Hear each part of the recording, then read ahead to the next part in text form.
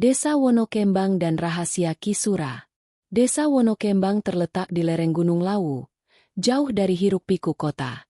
Dari kejauhan, hamparan sawahnya tampak tenang. Kabut pagi menyelimuti pepohonan jati yang berdiri seperti penjaga sunyi. Namun di balik ketenangan itu, ada sesuatu yang tidak bisa dijelaskan oleh nalar. Getar halus yang membuat siapapun yang datang merasa sedang diawasi oleh sesuatu yang tak kasat mata. Penduduk setempat mempercayai bahwa tanah di desa ini tidak hanya subur untuk padi, tapi juga untuk menanam ilmu. Ilmu yang diwariskan turun-temurun sejak masa para empu dan brahmana Jawa kuno. Salah satu yang paling ditakuti sekaligus dihormati adalah ilmu pengasihan Dewi Ratih, sebuah ajian cinta yang dikatakan tidak pernah gagal. Namun, tidak semua orang berani membicarakannya. Nama Ki Sura, dukun tua yang konon menjadi penjaga terakhir ilmu itu, hanya disebut dengan bisikan. Ia tinggal di tepi hutan, di sebuah gubuk yang jarang dijamah orang. Gubuk itu berdiri di antara dua pohon beringin besar yang akar-akarnya menjulur seperti tangan manusia. Orang desa bilang, setiap malam Jumat Kliwon, cahaya api kecil tampak menari di sekitar tempat tinggalnya. Banyak yang mengatakan Ki Sura bukan manusia biasa. Ia jarang keluar dari gubuknya, tapi tahu semua rahasia desa. Anak kecil yang sakit, kambing yang hilang, hingga perselingkuhan yang ditutup rapat. Semuanya seolah tak luput dari pandangan matanya. Suatu ketika, ada cerita yang beredar.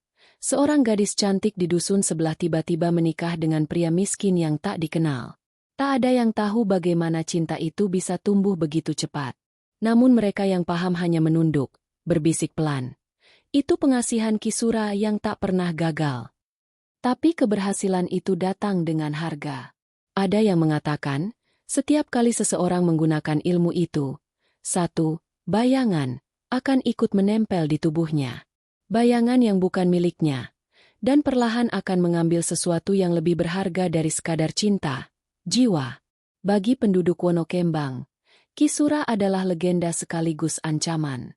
Tak ada yang berani mendekat ke gubuknya setelah matahari tenggelam. Bahkan hewan ternak pun enggan melintas di jalan setapaknya.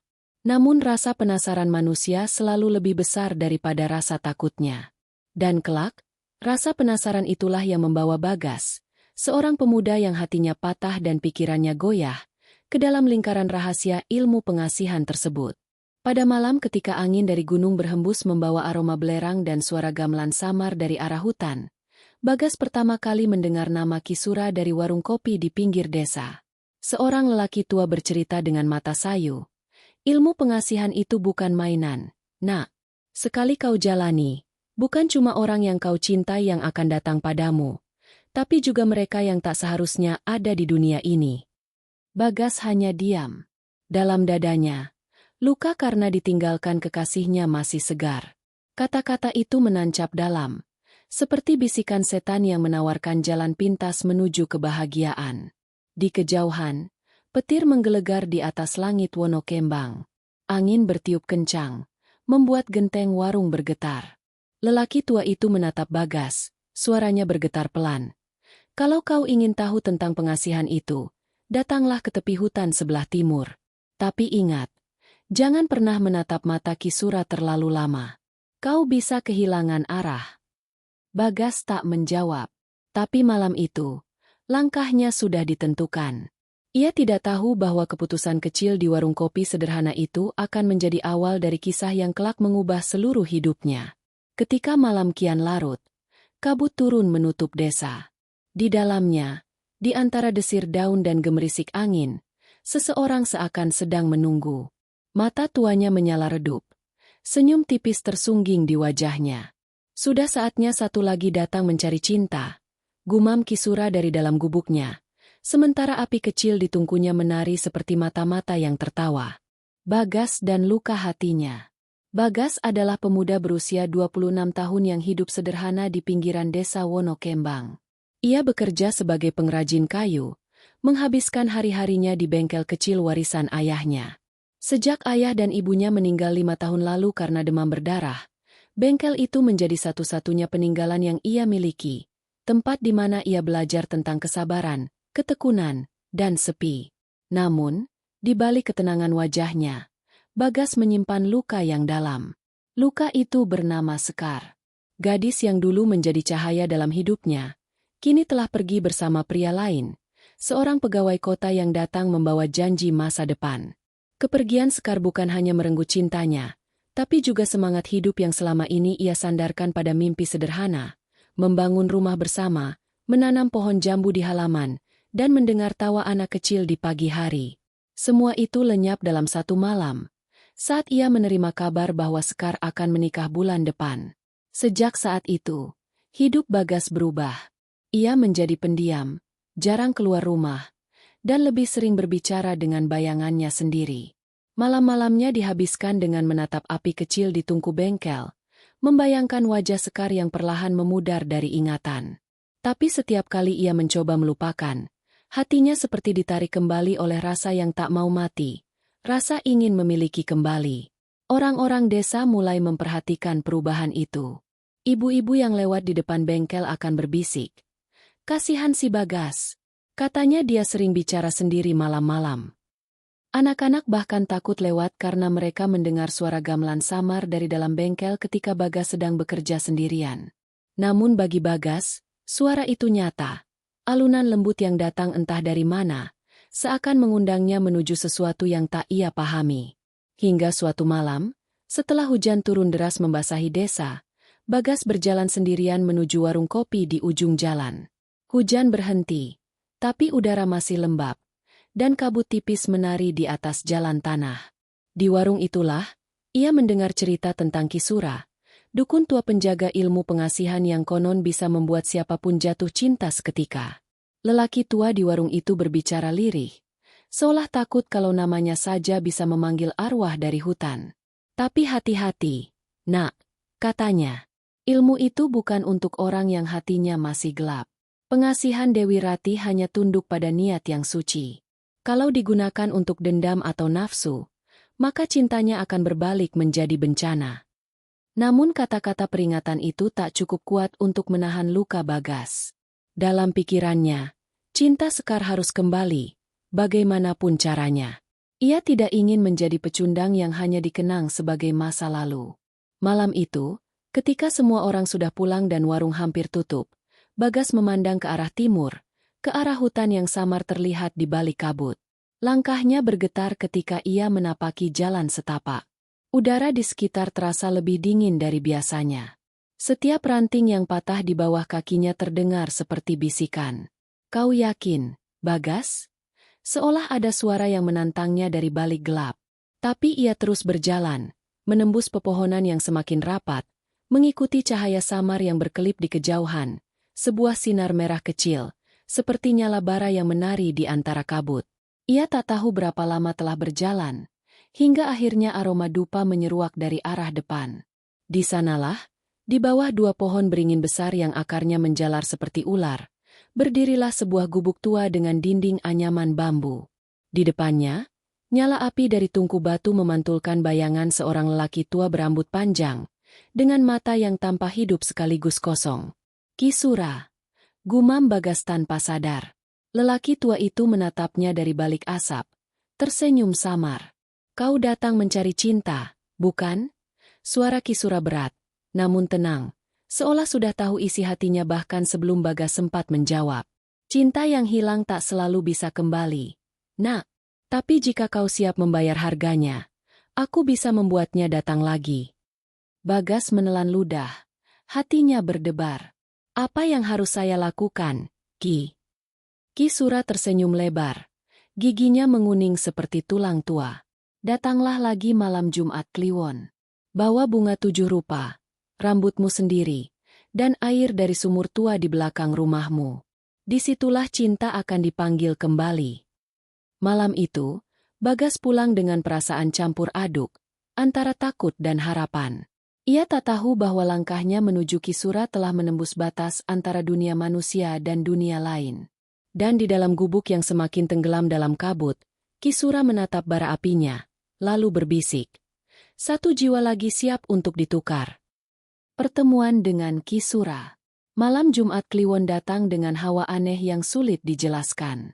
Langit Wonokembang berwarna kelabu pekat, tanpa bintang, dan angin dari arah timur berhembus membawa aroma dupa bercampur tanah basah. Bagi penduduk desa, malam seperti ini adalah waktu untuk menutup pintu rapat-rapat dan tidak menatap keluar jendela. Tapi bagi Bagas, malam itu adalah malam yang telah ia tunggu sejak mendengar nama Kisura. Ia mempersiapkan segala yang diminta, bunga 7 rupa dalam tempurung kelapa, segenggam rambutnya sendiri yang digunting di depan cermin, dan sebotol air dari sumur tua di belakang rumahnya. Sumur yang sudah kering bertahun-tahun, tapi malam tadi entah kenapa tiba-tiba berisi air berwarna kehijauan. Dengan langkah berat, Bagas berjalan menembus kabut menuju tepi hutan. Jalannya hanya diterangi obor kecil yang bergetar tertiup angin. Di sepanjang jalan, suara jangkrik berhenti tiba-tiba, digantikan oleh desir angin yang seolah berbisik di telinganya. "Kau yakin?" Suara itu terdengar seperti gumaman, tapi tak ada siapapun di sekitar. Bagas menegakkan bahu, menolak rasa takut yang mulai merayap di dadanya. Ia harus kuat. Ia hanya ingin Sekar kembali. Hanya itu. Ketika sampai di depan 2 pohon beringin besar, hawa di sekitarnya berubah drastis. Udara menjadi lebih dingin, dan kabut menebal hingga sulit melihat jarak 2 langkah di depan. Dari sela kabut itu, Bagas melihat nyala api berwarna oranye yang menari pelan. Ia mendekat, dan di sanalah, di depan tungku batu, Kisura duduk bersila, tubuhnya membungkuk sedikit, bibirnya komat-kamit melafalkan mantra. Tanpa menoleh, Kisura berbicara dengan suara parau namun jelas. "Kau datang dengan hati yang gelisah, tapi tekadmu keras. Letakkan semua yang kau bawa di depan api itu." Bagas menuruti perintahnya. Ia menaruh bunga, rambut, dan air sumur di atas batu datar di depan Kisura. Lelaki tua itu membuka matanya perlahan, dan untuk pertama kalinya, Bagas melihat sorot matanya yang aneh, seolah ada 2 sosok yang menatap dari dalam satu pandangan. "Cinta adalah api," ujar Kisura, mengambil sejumput bunga dan melemparkannya ke dalam tungku. "Bisa menghangatkan, bisa pula membakar. Ilmu pengasihan ini bukan untuk bermain-main. Nak, sekali kau mengucap namanya, kau akan diikat olehnya." Bagas menelan ludah. "Saya sudah siap, Ki." Kisura tersenyum tipis. "Siap untuk apa? Untuk dicintai?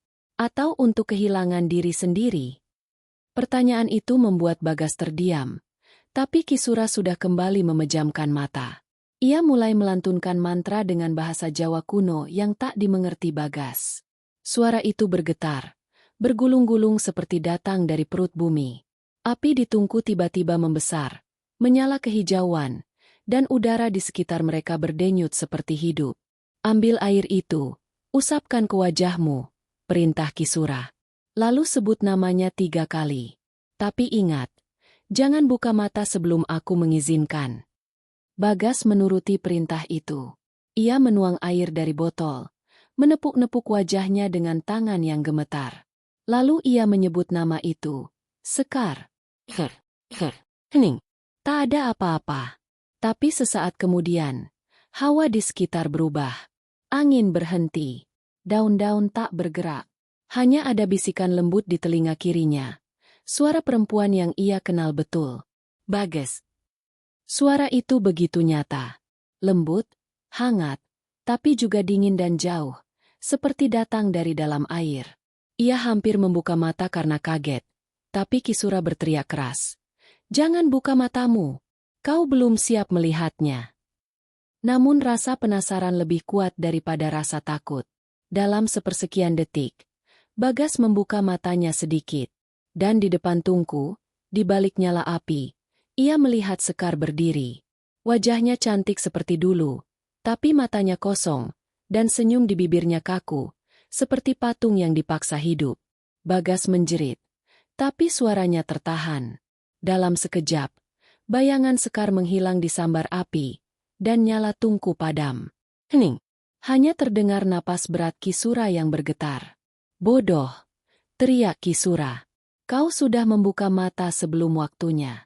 Sekarang kau bukan hanya memanggil cintamu, tapi juga membangunkan yang lain."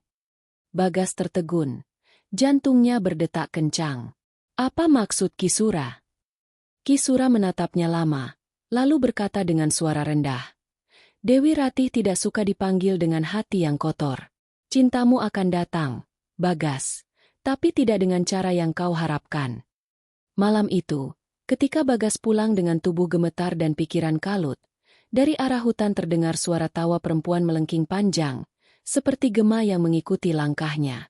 Dan di kejauhan, Kisura duduk kembali di depan tungku, menatap bara yang memantulkan bayangan dua sosok, dirinya dan sesuatu yang lain, tersenyum samar di balik cahaya api. Ritual di malam Jumat Kliwon. 3 hari setelah pertemuannya dengan Kisura, hidup Bagas tak lagi sama. Malam-malamnya terasa panjang, penuh bisikan samar yang memanggil namanya. Kadang dari jendela, kadang dari arah sumur belakang rumah. Ia tidak berani tidur terlalu lama karena setiap kali memejamkan mata, wajah Sekar muncul dengan senyum ganjil, senyum yang dulu ia rindukan, tapi kini terasa dingin dan asing. Hari-hari pun berubah aneh. Orang-orang desa mulai memperhatikan bagaimana ayam jantan berhenti berkokok setiap kali Bagas melintas, atau bagaimana anjing-anjing menggonggong ke arah rumahnya tanpa henti. Ada yang bilang, aura gelap sudah menempel di tubuhnya. Tapi Bagas tak peduli. Ia hanya tahu satu hal, Sekar mulai muncul dalam mimpinya, semakin nyata setiap malam. Hingga akhirnya malam Jumat Kliwon berikutnya tiba. Malam ketika Kisura memintanya kembali ke hutan untuk menyempurnakan ritual pengasihan. Langit malam itu berat dan menekan. Bulan separuh tertutup awan, tapi cahaya yang tersisa tampak pucat dan dingin seperti wajah jenazah. Bagas membawa sesajen yang diminta, bunga melati, sebatang lilin putih, dan sehelai kain mori sepanjang 1 hasta. Ia berjalan cepat, melewati jalan setapak yang sama, menembus kabut yang kini terasa lebih tebal. Setiap langkah terasa seperti masuk lebih dalam ke dunia yang tak lagi mengenal waktu. Saat ia tiba di bawah 2 pohon beringin itu, Kisura sudah menunggunya. Kali ini, lelaki tua itu mengenakan jubah hitam dan di sekelilingnya menyala 5 batang dupa yang memutar mengelilingi lingkar tanah berwarna merah, darah ayam hitam yang baru saja disembelih. "Bagus, kau datang tepat waktu," kata Kisura tanpa menatapnya. "Malam ini, pengasihanmu akan sempurna. Tapi kau harus kuat, karena malam ini, kau tidak hanya memanggil cinta, kau juga harus menjemputnya." Bagas menelan ludah. "Apa maksud Ki?" Kisura tersenyum samar. "Kau akan tahu sendiri. Duduklah di dalam lingkaran itu." Bagas menuruti. Hawa di sekitar lingkaran terasa seperti menarik napasnya perlahan, membuat dada sesak. Kisura mulai melantunkan mantra. Kali ini lebih keras dari sebelumnya. Kata-katanya bergulung-gulung, seperti disambut oleh suara-suara lain yang tak kasat mata. Dupa menebarkan asap tebal, dan dari arah hutan, angin bertiup membawa aroma bunga melati yang menyengat. Tiba-tiba, tanah di depan mereka bergetar pelan. Api lilin berkedip-kedip, dan di udara terdengar suara lembut yang menyerupai tawa perempuan. Dari dalam kabut, muncul siluet seseorang, langsing, berambut panjang, mengenakan kebaya putih. "Sekar?" bisik Bagas lirih, matanya membelalak. Sosok itu tersenyum, melangkah perlahan mendekat. Tapi semakin dekat, Bagas mulai menyadari ada sesuatu yang tidak wajar. Kakinya tidak menapak tanah, dan wajahnya, meski mirip Sekar, tapi kulitnya terlalu pucat, dan matanya terlalu hitam. "Dia datang," ujar Kisura pelan. Suaranya bergetar seperti menahan sesuatu. "Jangan keluar dari lingkaran, apapun yang terjadi." Sosok itu kini berdiri di hadapan Bagas, menatapnya tajam. "Kau memanggilku," katanya lembut, "dan aku datang." Suaranya merdu tapi menggema, seperti datang dari dalam air. Bagas ingin menjawab, tapi lidahnya keluh. Ia hanya menatap, matanya mulai basah. "Sekar, aku rindu." Sosok itu tersenyum lagi. "Kalau begitu, peluk aku, Bagas." Ia mengulurkan tangan, tangan dingin, berwarna kebiruan. Bagas hampir menggapainya, tapi Kisura berteriak, "Jangan sentuh dia. Itu bukan manusia lagi." Terlambat, Bagas sudah melangkah keluar dari lingkaran. Dalam sekejap, Udara di sekitar mereka meledak dengan suara seperti petir. Api lilin padam serentak, dan seluruh hutan menjadi gelap. Yang terdengar hanya jeritan Bagas. Suara itu menggema panjang, disusul tawa perempuan yang berubah menjadi raungan melengking. Ketika Kisura menyalakan obornya kembali, Bagas sudah tergeletak di tanah. Matanya terpejam, tapi bibirnya tersenyum. Kisura menatap tubuh pemuda itu lama, kemudian menghela napas berat. Kau bodoh, nak. Sekar yang kau panggil bukan lagi kekasihmu. Ia sudah menjadi bagian dari Dewi Ratih, penunggu pengasihan itu sendiri. Namun saat Kisura berbalik untuk pergi, ia melihat sesuatu yang membuatnya membeku. Di balik tubuh Bagas yang terbaring, bayangan perempuan berwajah Sekar berdiri, menatapnya dengan mata merah menyala. Ia tersenyum, dan dalam bisikan lirih terdengar suaranya. Terima kasih sudah mengembalikanku. Kisura mundur perlahan, lalu menatap ke arah langit yang kini mulai diselimuti kabut tebal. Tuhan, satu jiwa lagi telah jatuh dalam jaring cinta yang tak bisa mati, bisiknya getir. Dan malam itu, angin Wonokembang berhenti berembus. Pohon-pohon diam seperti berdoa, sementara dari kejauhan terdengar suara gamelan halus, seolah menyambut roh baru yang menari di antara kabut. Roh cinta yang tak pernah gagal, tapi juga tak pernah membiarkan siapapun bebas setelah merasakannya. Pengasihan yang berhasil terlalu sempurna. Sejak malam itu, sesuatu berubah di rumah kecil milik Bagas. Udara yang biasanya dingin dan sepi kini terasa hangat, bahkan terlalu hangat. Di pagi hari, aroma bunga melati selalu memenuhi setiap sudut ruangan, meski tak pernah ada bunga di dalamnya. Suara lembut memanggil namanya kadang terdengar dari dapur, kadang dari halaman belakang. Dan di kursi bambu dekat jendela, tempat Sekar dulu sering duduk, kini setiap pagi tampak bekas dudukan yang seperti baru saja ditinggalkan seseorang. Awalnya Bagas mengira itu hanya halusinasi. Tapi pada hari ketiga, ia benar-benar melihatnya.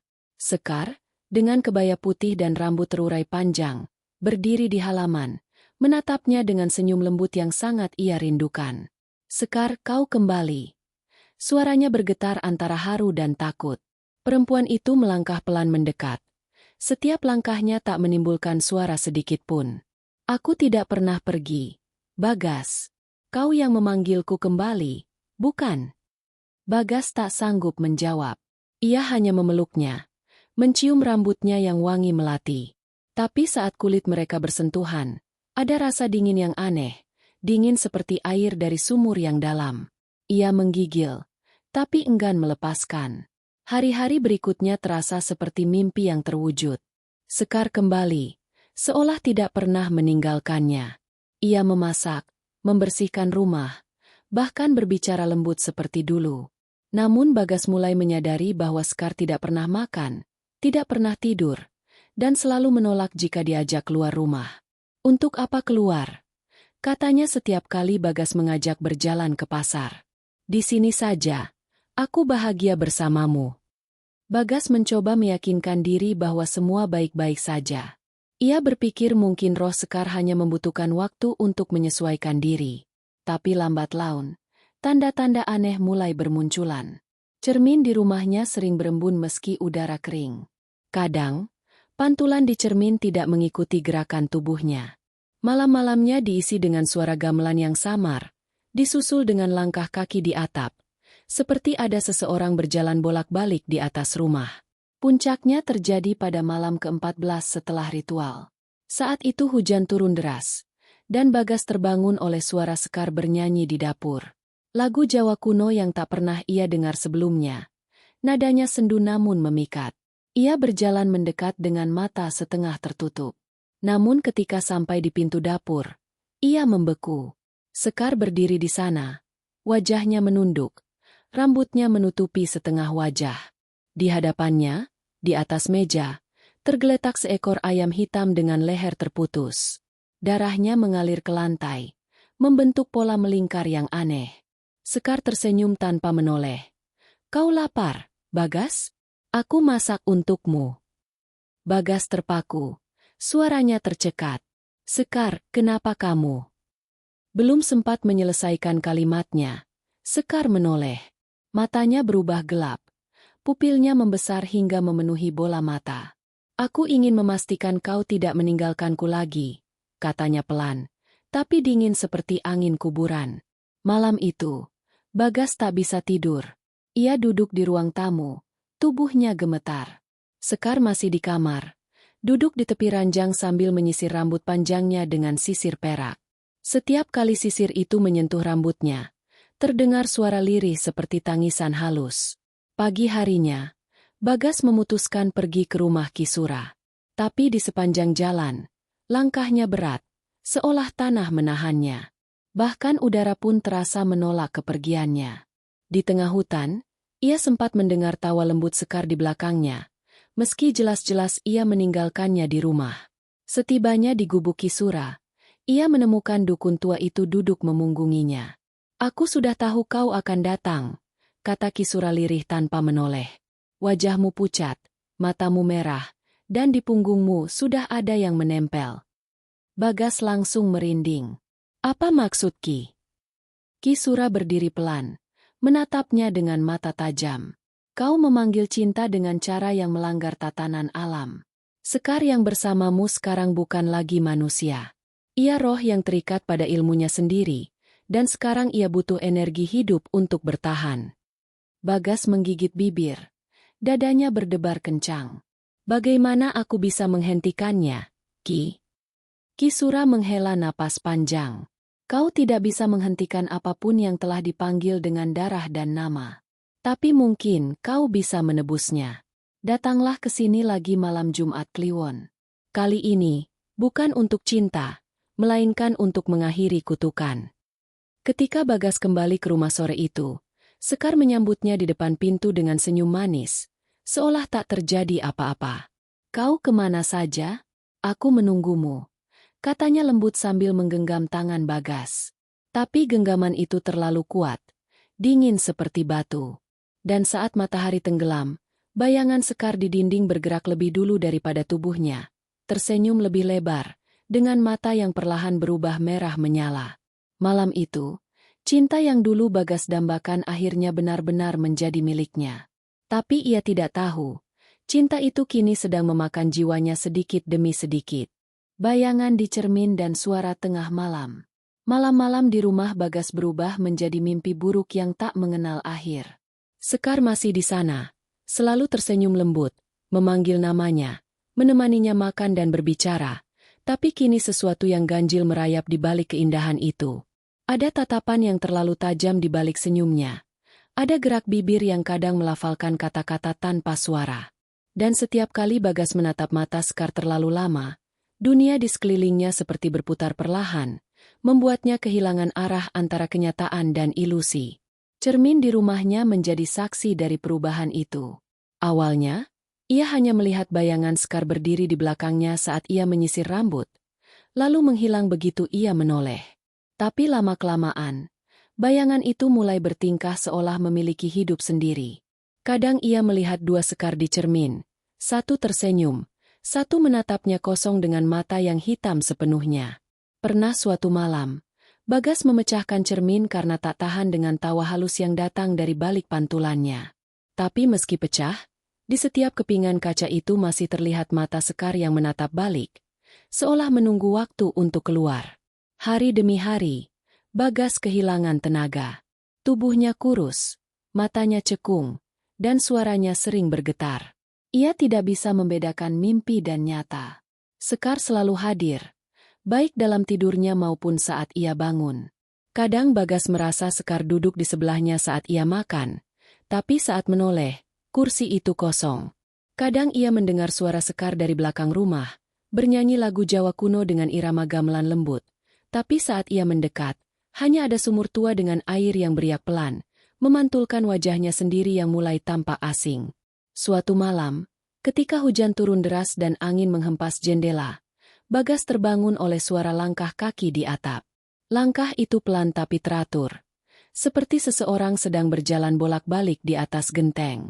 Ia menatap langit-langit, mendengar suara itu berhenti tepat di atas kamarnya. Lalu terdengar suara ketukan 3 kali. Tok, tok, tok, disusul oleh suara Sekar dari luar kamar. lembut tapi menakutkan. "Bagas, aku di luar. Bukalah pintunya." Bagas menahan napas. Ia tahu Sekar sudah berada di kamarnya tadi sebelum tidur. Perlahan, ia menoleh ke samping, dan di sana, Sekar sedang berbaring di sebelahnya. Matanya terbuka lebar, menatap langit-langit. Tapi dari luar pintu, suara yang sama masih terdengar. "Bagas, buka pintunya. Aku ingin bersamamu." Bagas meloncat bangun. Tubuhnya gemetar. Ia menatap Sekar yang kini tersenyum tanpa bergerak. Dari sudut bibirnya menetes darah tipis, menodai kebaya putihnya. Suara di luar semakin keras, diiringi ketukan yang kini berubah menjadi benturan. "Buka, Bagas. Aku di sini." Ia menjerit, menutup telinganya, lalu berlari keluar kamar. Tapi rumah itu seperti berubah bentuk. Lorong terasa panjang dan berliku. Temboknya basah seolah hidup. Dari setiap arah, suara Sekar memanggil, kadang lembut, kadang marah, kadang seperti menangis. "Kenapa kau takut padaku? Bukankah kau yang memanggilku? Bukankah kau ingin aku mencintaimu?" Bagas berlari ke ruang tamu, mengambil lampu minyak yang hampir padam. Cahaya kecil itu menari di udara, menampakkan bayangan di dinding, bayangan dua sosok yang bergerak mengikuti setiap langkahnya. Bayangan Sekar kini tampak lebih tinggi, lebih ramping, dengan rambut yang menjulur sampai lantai dan tangan yang terlalu panjang untuk tubuh manusia. Ketika Bagas menatap ke arah cermin besar yang tergantung di ruang tamu, jantungnya nyaris berhenti. Di pantulan itu, ia melihat dirinya sedang berdiri di tengah ruangan, tapi Sekar di cermin memeluknya dari belakang, membelai lehernya dengan jari-jari pucat. Namun saat ia menoleh ke belakang, tak ada siapapun. Nafasnya tersengal. Ia berlari ke pintu depan, mencoba membukanya, tapi pintu itu terkunci rapat. Dari luar, suara Sekar terdengar lagi, lebih dekat, seperti berbisik tepat di telinganya. "Bagas, kalau kau keluar, aku akan ikut. Kalau kau pergi, aku akan membawamu bersama." Ketakutan membuat Bagas jatuh terduduk. Ia memukul kepalanya, berusaha membungkam suara itu. Tapi tiba-tiba semua hening. Tak ada suara, tak ada gerak, hanya detak jantungnya yang berdentum di telinga. Ia menatap sekeliling, dan di depan pintu, Sekar berdiri diam. Wajahnya tampak lebih cantik dari biasanya, tapi kulitnya pucat kebiruan. Matanya kosong, tapi ada air mata menetes dari sudutnya. "Kenapa kau takut padaku, Bagas?" katanya lirih. "Aku hanya ingin bersamamu, selamanya." Bagas tidak menjawab. Ia hanya menatap Sekar dengan pandangan kosong, lalu berbisik lemah. "Aku mencintaimu, tapi kau bukan Sekar yang dulu." Sekar tersenyum, lalu mendekat perlahan. Ia menunduk, menyentuh wajah Bagas dengan ujung jarinya yang dingin seperti es. "Mungkin tidak, Bagas, tapi aku adalah Sekar yang kau ciptakan, dari cintamu yang terlalu dalam." Saat tangan itu menyentuh pipinya, dunia di sekitar mereka bergetar. Lampu minyak padam. Dalam kegelapan, hanya ada suara tawa lembut Sekar yang berubah menjadi tangisan panjang, lalu hening. Ketika fajar datang, penduduk desa melihat rumah Bagas dalam keadaan terkunci dari dalam. Di dalamnya, Bagas duduk bersila di lantai dengan mata kosong menatap dinding, sementara di cermin di depannya, pantulan wajah Sekar masih tersenyum lembut, meski tubuhnya tidak ada di sana. Dan sejak hari itu, siapapun yang melewati rumah itu pada malam hari akan mendengar suara gamelan lembut dan bisikan perempuan memanggil satu nama. Kutukan Pengasihan Dewi Ratih. Malam di desa Wonokembang kembali diliputi kabut tebal. Orang-orang menutup pintu lebih awal, enggan keluar setelah matahari tenggelam. Sejak beberapa minggu terakhir, terdengar kabar tentang rumah Bagas yang selalu bergaung gamelan lembut tiap tengah malam, diiringi suara perempuan bernyanyi dari arah sumur tua. Tak seorang pun berani mendekat. Mereka hanya berbisik bahwa Bagas telah dibawa oleh roh pengasihan yang ia panggil sendiri. Namun di antara penduduk yang dicekam takut, hanya satu orang yang berani datang ke rumah itu, Ki Sura. Dukun tua itu berjalan dengan tongkat bambu hitam, mengenakan surban kusam, wajahnya murung. Ia tahu ilmu yang ia wariskan bukan untuk dimainkan oleh hati yang rapuh. Anak itu memanggil cinta yang salah, gumamnya lirih. Dan kini cinta itu menagih darah.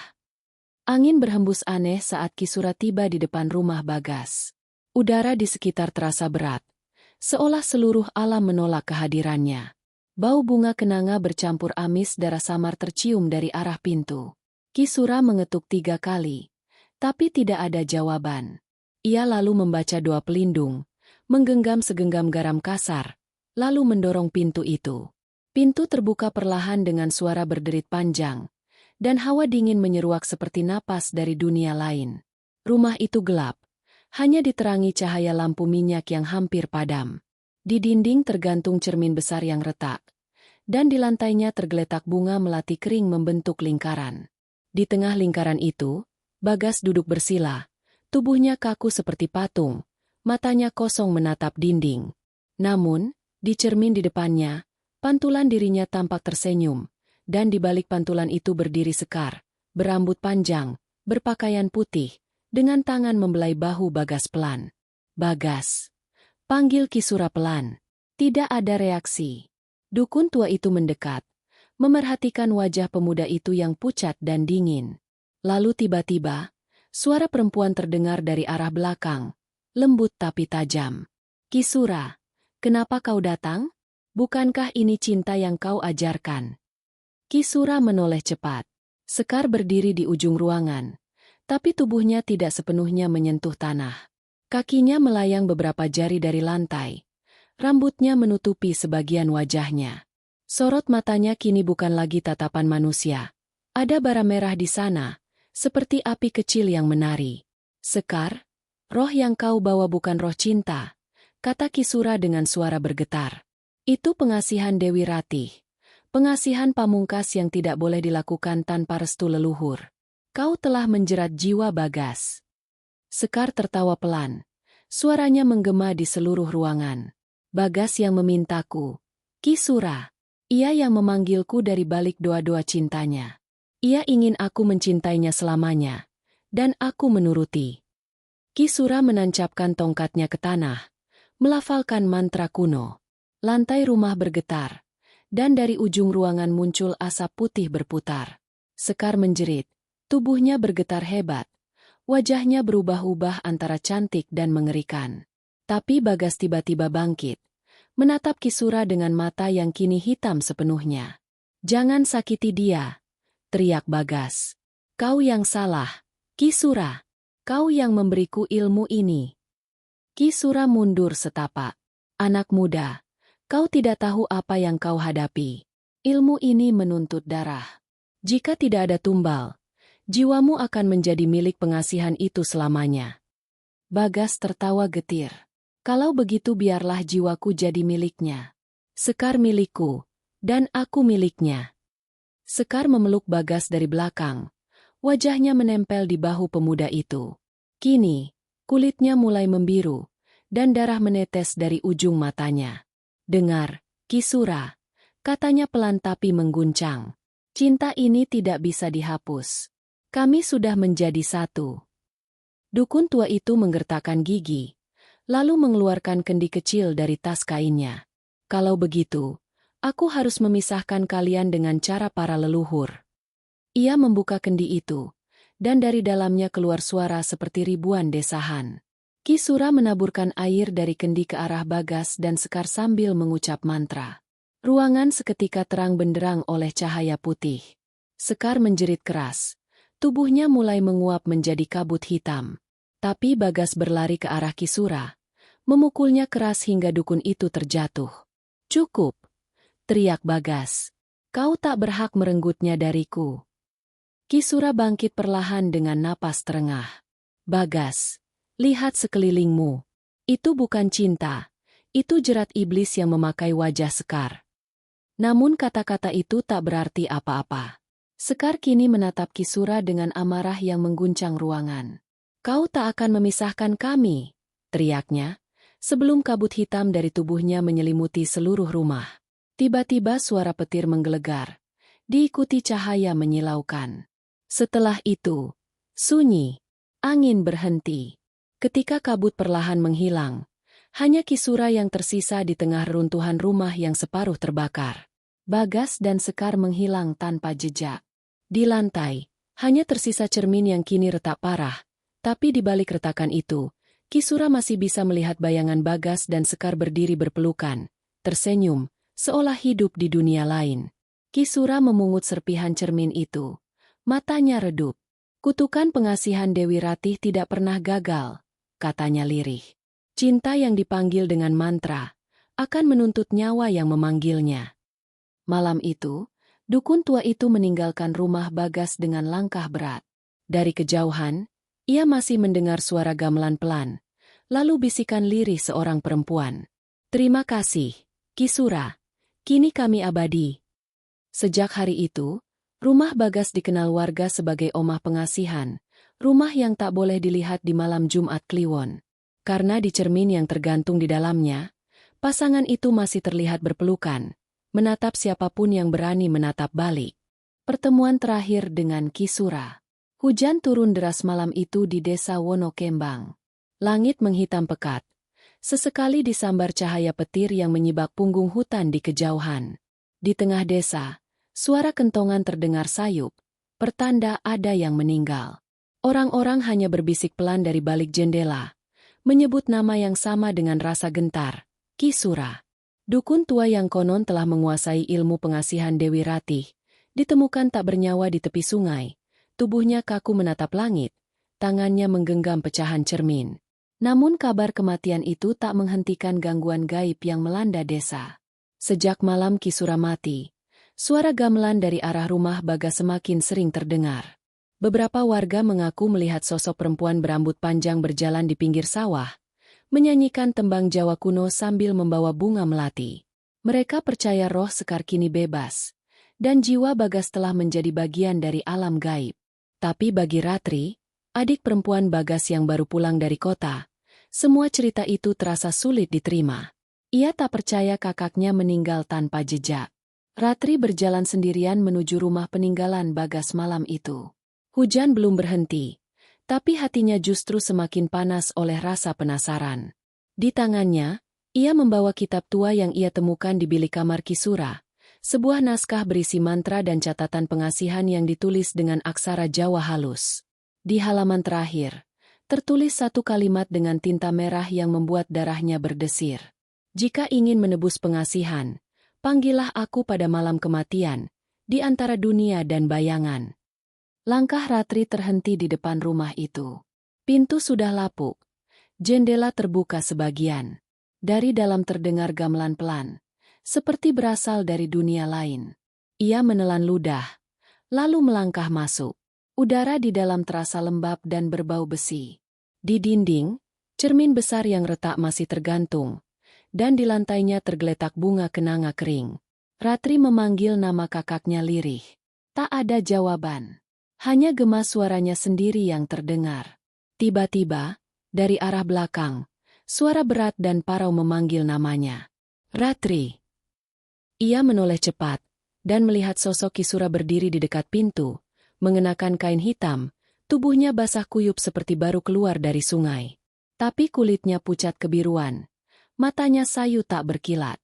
Kisura? Bisiknya gemetar.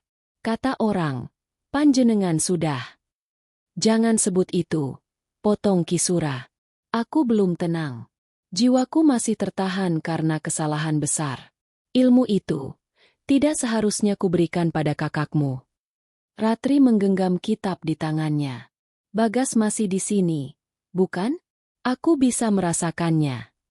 Kisura menatapnya lama, lalu berjalan pelan ke arah cermin yang retak. Jiwanya terperangkap di balik ini. Cermin itu bukan sekadar pantulan. Ia adalah gerbang antara dunia manusia dan arwah.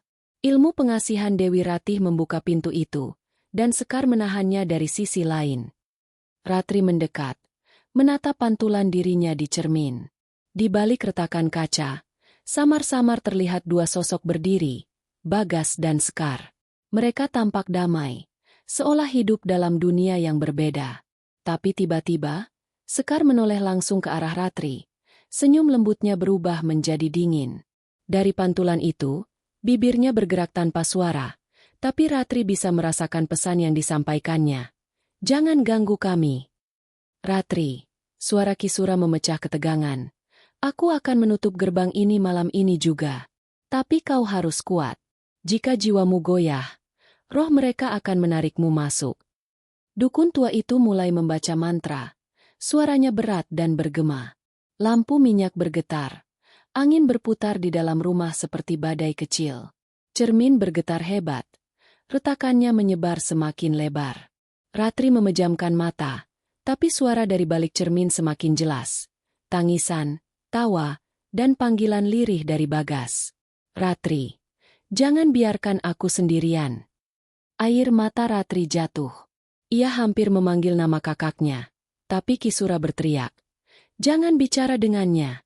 Itu bukan lagi Bagas yang kau kenal. Namun sudah terlambat. Cermin itu meledak dalam kilatan cahaya putih. Ratri terlempar ke belakang, menabrak tembok. Saat ia membuka mata, rumah itu telah berubah. Tak ada lagi Kisura di sana. Di hadapannya, kini berdiri Bagas. Tapi wajahnya tampak pucat dan matanya hitam pekat. Ratri, katanya pelan. Kau datang menjemputku. Ratri mundur, menggenggam kitab itu erat. Kau bukan kakakku. Bagas tersenyum samar. Aku masih Bagas. Tapi di dalamku, ada dia. Seketika, suara sekar terdengar di antara bisikan angin, dan tubuh Bagas bergetar hebat. Kami tak bisa dipisahkan. Kau akan ikut bersama kami, Ratri. Tepat saat roh itu hendak mendekat, suara petir kembali menggelegar. Dari luar rumah, terdengar suara gamelan berhenti mendadak, digantikan keheningan total. Ratri menutup mata, membacakan doa dengan air mata mengalir deras. Saat ia membuka mata lagi, cermin di dinding telah menjadi abu, dan rumah itu kosong. Tak ada Bagas, tak ada Sekar, tak ada Kisura. Namun di lantai, tergeletak tongkat bambu hitam milik Kisura, masih basah oleh air hujan. Di ujungnya, terukir tulisan yang sebelumnya tak pernah ada. Jangan pernah mencintai dengan paksaan. Karena cinta yang dipaksa akan berubah menjadi kutukan. Ratri mengambil tongkat itu dan berjalan keluar. Hujan mulai reda, tapi langit tetap muram. Saat ia menoleh sekali ke belakang, rumah itu telah lenyap dalam kabut. Hanya suara angin membawa desa halus, seperti dua orang yang tertawa perlahan, lalu menghilang bersama embun pagi. Malam itu, di seluruh Wonokembang, tak ada lagi yang mendengar suara gamelan. Tapi setiap kali hujan turun, warga masih bersumpah mendengar suara perempuan berbisik dari arah hutan. Cinta kami tak akan mati. Harga dari cinta yang dipaksakan. Beberapa bulan telah berlalu sejak malam ketika Ratri terakhir kali menapakkan kaki di rumah peninggalan Bagas. Desa Wonokembang kembali tenang, atau setidaknya tampak demikian di permukaannya. Tak ada lagi gamelan gaib. Tak ada lagi bayangan perempuan di sawah. Namun, di antara bisik-bisik malam, orang-orang masih bercerita bahwa setiap kali gerimis turun dan bau bunga melati menyebar di udara, seseorang sedang berjalan melewati pematang sawah dengan membawa tongkat bambu hitam, tongkat milik Kisura yang kini berada di tangan Ratri. Ratri tinggal sendirian di rumah tua itu. Sejak kejadian malam itu, ia tak pernah lagi ke kota. Wajahnya pucat, tubuhnya kurus. Tapi matanya tenang seperti seseorang yang sudah melihat hal-hal di luar batas dunia manusia. Setiap malam Jumat Kliwon, ia menyalakan dupa, menabur bunga kenanga, dan duduk bersila menghadap ke arah timur. Di depannya, sebuah cermin kecil tergeletak di atas kain putih. Cermin itu retak di sudutnya, tapi di balik pantulan gelapnya masih terlihat bayangan samar dua sosok yang berpelukan. Cinta, bagi Ratri, kini bukan lagi perasaan hangat yang indah. Ia telah belajar bahwa cinta bisa menjadi kekuatan yang menembus batas kehidupan, tapi juga bisa menjadi penjara yang mengikat jiwa selamanya. Ia masih mendengar suara kakaknya kadang-kadang, seperti angin berdesir di telinganya. Ratri, jangan takut. Kami hanya ingin kau mengerti. Namun setiap kali suara itu datang, hawa dingin menelusup dari lantai hingga ke tulang. Ratri tahu itu bukan lagi Bagas sepenuhnya. Ia adalah bayangan cinta yang menolak mati, jiwa yang dipeluk oleh roh pengasihan Dewi Ratih. Suatu malam, ketika bulan purnama menggantung sempurna di langit, Ratri bermimpi aneh. Ia berdiri di sebuah pelataran luas yang dipenuhi bunga melati mekar. Di ujung pelataran, ada sebuah pendopo tua yang bercahaya redup. Di sana, Bagas dan Sekar duduk berdampingan, tersenyum ke arahnya. "Datanglah," kata Sekar lembut. "Temani kami. Hanya dengan begitu kutukan ini akan berakhir." Ratri menatap mereka. Hatinya bergemuruh antara rindu dan takut. "Kak Bagas," katanya lirih. "Apakah kau masih manusia?" Bagas tersenyum.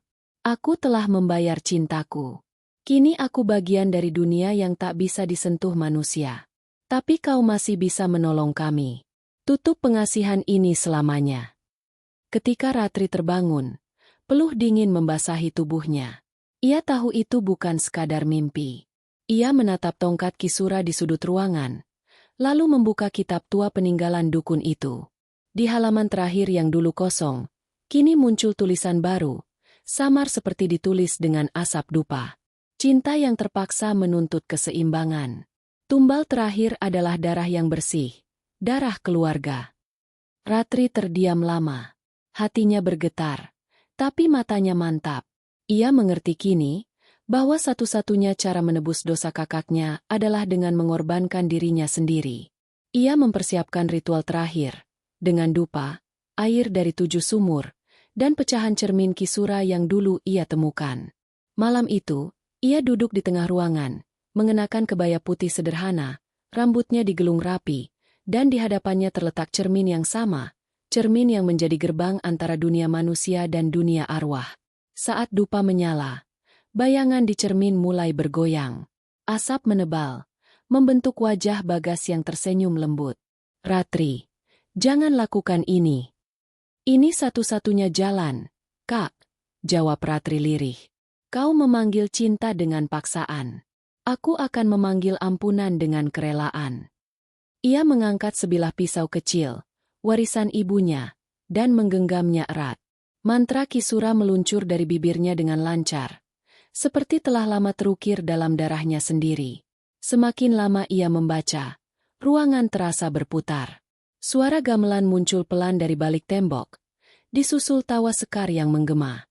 Cermin itu bergetar, memantulkan wajah Bagas dan Sekar yang tampak berteriak dari sisi lain. "Ratri, hentikan. Kau tidak tahu apa yang kau lakukan." Namun Ratri terus melafalkan mantra hingga suaranya nyaris tak terdengar. Lalu, dengan satu tarikan napas panjang, ia menusukkan pisau itu ke telapak tangannya dan meneteskan darah ke permukaan cermin. Cahaya putih meledak dari pantulan kaca itu, menerangi seluruh ruangan. Suara gamelan berhenti seketika, digantikan keheningan mutlak. Ketika cahaya itu menghilang, hanya Ratri yang tersisa, duduk bersila di tengah ruangan dengan mata terpejam. Wajahnya tenang seperti sedang tidur. Cermin di depannya kini pecah menjadi abu halus yang beterbangan, dan tongkat Kisura patah menjadi 2. Di luar, langit yang sejak sore ditutupi awan mendadak cerah. Bunga kenanga bermekaran di halaman rumah, menebar aroma lembut yang belum pernah tercium selama ini. Keesokan paginya, warga menemukan rumah itu terbuka lebar. Ratri sudah tiada. Namun di lantai, mereka menemukan 2 bunga melati yang masih segar.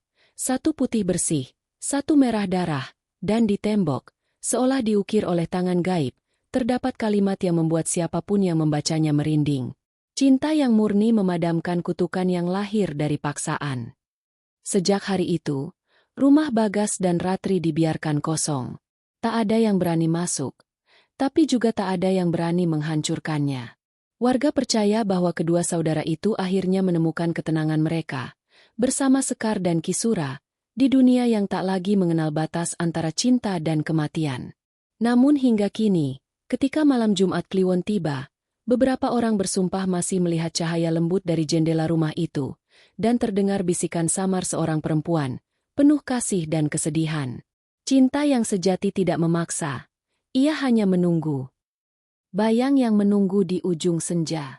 Waktu telah berlalu lama sejak nama Bagas, Sekar, dan Ratri terakhir kali disebut di desa Wonokembang. Rumah mereka kini telah menjadi reruntuhan, ditelan lumut dan akar pohon beringin yang tumbuh menjalar di dinding. Anak-anak dilarang bermain di sana. Para orang tua bahkan enggan menyebut tempat itu dengan namanya. Mereka hanya menyebutnya Omah Kinasih, rumah cinta yang tak pernah padam. Namun bagi sebagian orang tua desa, kisah itu tak sekadar legenda. Mereka tahu sesuatu masih berdiam di sana. Suatu kekuatan yang menolak pergi, menunggu seseorang yang cukup berani, atau cukup bodoh, untuk membangunkannya kembali. Suatu sore, ketika matahari condong ke barat dan kabut tipis turun di antara pepohonan, seorang pemuda bernama Dimas datang ke Wonokembang. Ia mahasiswa dari kota, peneliti sejarah dan kepercayaan Jawa. Dengan ransel berisi buku dan alat perekam, ia datang karena tertarik pada kisah, ilmu pengasihan yang tak pernah gagal, yang disebut dalam naskah kuno yang baru ditemukan. Ia tak tahu bahwa tanah yang dipijaknya menyimpan luka lama yang belum sembuh. Orang-orang desa memperingatkannya. "Nak, jangan mendekat ke rumah itu saat senja," kata Mbah Wiryo, penjaga makam. "Ada suara yang memanggil dari balik kabut. Kalau kau jawab, kau takkan bisa kembali." Tapi Dimas hanya tersenyum sopan. Ia percaya pada ilmu, bukan pada cerita hantu. Menjelang sore, ia tiba di reruntuhan rumah yang dimaksud. Hanya sisa tembok dan pondasi yang tersisa. Di tengah-tengah reruntuhan, sebuah batu nisan tanpa nama berdiri tegak. Aneh, karena bentuknya seperti cermin batu. Licin, hitam, dan memantulkan cahaya matahari dengan redup. Dimas berjongkok, mengusap permukaannya, lalu menyalakan perekam suara. "Catatan lapangan, tanggal 23 Mei, ucapnya. Lokasi, bekas kediaman keluarga misterius di Wonokembang. Ada indikasi praktik kepercayaan Jawa kuno di sini. Di tengah situs terdapat batu berbentuk cermin, kemungkinan digunakan untuk ritual pengasihan." Namun begitu ia selesai berbicara, udara di sekelilingnya berubah dingin. Angin berhenti berembus. Dari balik reruntuhan, suara lirih terdengar pelan. "Dimas!" Pemuda itu tertegun. Ia menoleh ke kanan. Tak ada siapa-siapa. Hanya bayangan senja yang memanjang di tanah. Tapi suara itu datang lagi, lebih jelas, lembut seperti suara perempuan muda. "Dimas, kau datang." Ia berdiri, menatap ke arah batu hitam itu. Permukaannya kini memantulkan bayangan samar seorang perempuan berambut panjang mengenakan kebaya putih. Wajahnya lembut, tapi matanya sayu penuh duka. "Siapa kamu?" tanya Dimas setengah berbisik. "Aku Ratri," jawab suara itu, seolah datang langsung dari dalam cermin batu. "Aku menunggu seseorang yang mau mendengar kisah kami. Cinta yang pernah menembus batas."